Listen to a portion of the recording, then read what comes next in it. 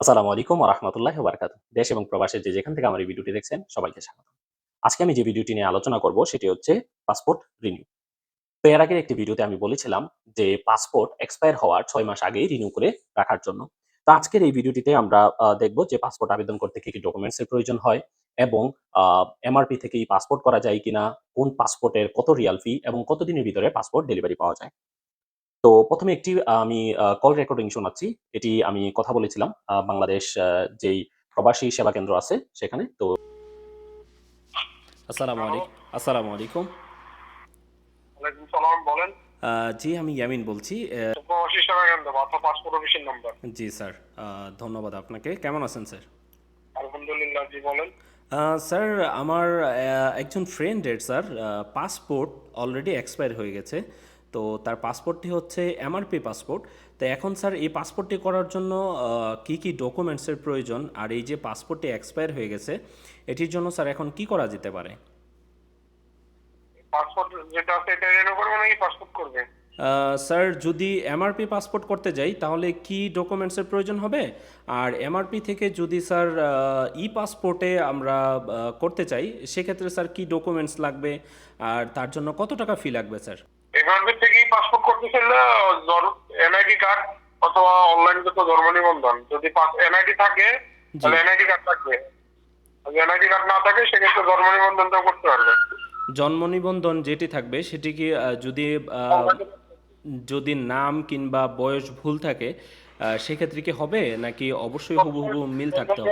সংশোধন করা যায়, সংশোধন করে নিতে হবে। এই পাসপোর্ট সংশোধন হবে স্যার, নাকি জন্ম সনদ সংশোধন করে নিতে হবে? জন্ম নিবন্ধন জন্ম নিবন্ধন। তো স্যার এটির ফি কত টাকা লাগবে ১০ বছরের জন্য ই পাসপোর্ট? ৩১০ রিয়াল আসে সাধারণ ছাত্র শ্রমিক যারা তাদের জন্য। ২১০ রিয়াল। হুম। আর স্যার এই যে পাসপোর্টটি বর্তমানে এক্সপায়ার হয়ে গেছে সেক্ষেত্রে পাসপোর্টটি সমস্যা নেই। কোনো সমস্যা হবে না? না, আর পাসপোর্টটি স্যার আসতে কতদিন সময় লাগবে? ১ থেকে ১.৫ মাস। ১ থেকে ১.৫ মাস। আর তথ্য দেওয়ার জন্য আপনাকে ধন্যবাদ স্যার। আপনাকে ও ধন্যবাদ।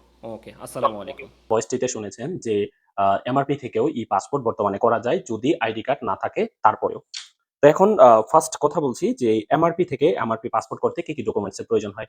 সাধারণত এমআরপি পাসপোর্ট থেকে এমআরপি পাসপোর্ট করতে শুধুমাত্র যেই ইকামাটি আছে এবং যে পাসপোর্টটি বর্তমানে আপনার হাতে আছে সেই পাসপোর্টটি লাগবে এবং সেই ইকামা লাগবে। শুধু এই ২ টি ডকুমেন্টস দিয়েই এমআরপি থেকে এমআরপি ৫ বছরের জন্য আপনি করতে পারবেন। ১২৫ রিয়াল দিয়ে, এবং এই পাসপোর্টটি আসতে সময় লাগবে ৩ থেকে ৪ মাস। আমি স্ক্রিনে দিয়ে দিব। এটিতেও আপনারা খুব সহজে দেখতে পারবেন।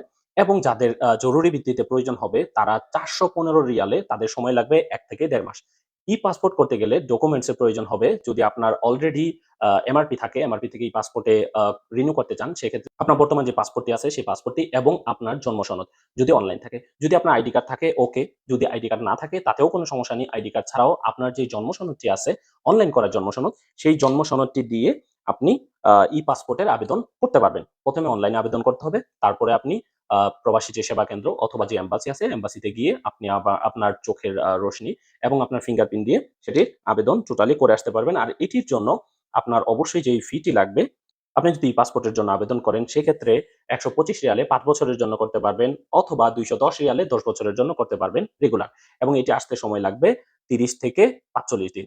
আর যদি আপনার ইমার্জেন্সি প্রয়োজন হয়, এক্সপ্রেস ভাবে জরুরিভাবে চান, সেক্ষেত্রে আ যেই আপনার জরুরি ভিত্তিতে ৫ বছরের জন্য পাসপোর্টটি দরকার হবে ১৯০ রিয়াল, এবং ১০ বছরের জন্য ৩১৫ রিয়াল। এই পাসপোর্টটি চলে আসবে ১৪ থেকে ২১ দিনের ভিতরে। কখনো, কখনো হয়তোবা ২-১ দিন এদিক-সেদিক হতে পারে। কেননা এই পাসপোর্টগুলি বাংলাদেশে তৈরি হওয়ার পরে কুরিয়ার সার্ভিসের মাধ্যমে সৌদি আরবে এসে থাকে। তবে হ্যাঁ, আরো একটি কথা বলে রাখি, যাদের ইকামা রিনিউ করার জন্য ইমিডিয়েটলি প্রয়োজন, তারা চাইলে ম্যানুয়ালি ভাবেও ১ বছরের রিনিউ করতে পারেন।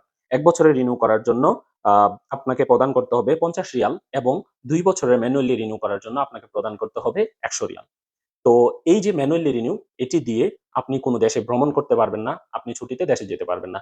এটি শুধুমাত্র আপনি যেই ইকামা আছে, ইকামা রিনিউর ক্ষেত্রেই ব্যবহার করতে পারবেন। তো এই ছিল আজকের ভিডিও। তো অবশ্যই এই ভিডিওটি বেশি, বেশি শেয়ার করবেন।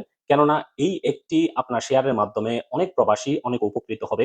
যে প্রবাসী ই-পাসপোর্ট করতে চাচ্ছে, যাদের হাতে অলরেডি আ আইডি কার্ড নেই, অনেক আগেই বিদেশে চলে আসছে, ও যাদের হাতে বর্তমানে এমআরপি পাসপোর্ট আছে এবং তারা চাচ্ছে ই-পাসপোর্ট করার জন্য, তো তারা খুব সহজেই তাদের জন্ম সনদ দিয়ে ই-পাসপোর্টের জন্য আবেদন করতে পারবে।